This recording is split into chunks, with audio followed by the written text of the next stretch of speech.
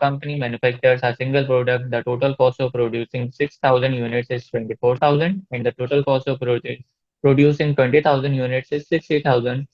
Within the range of activity level, the total fixed cost remain unchanged. What is the variable cost per unit of the product? तो इसको हम लोग high low method से solve कर लेते हैं। Cost का डिफरेंस लेते हैं 60,000 माइनस 24,000। ये कॉस्ट का डिफरेंस आ गया।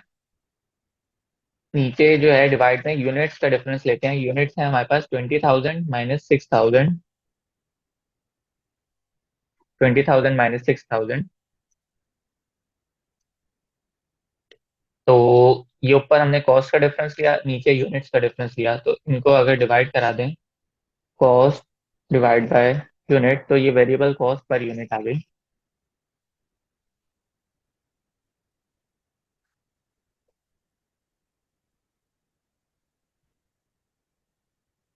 तो 2.57143। तो ऑप्शन ए हमारा इसमें सही हो जाएगा, करेक्ट हो जाएगा।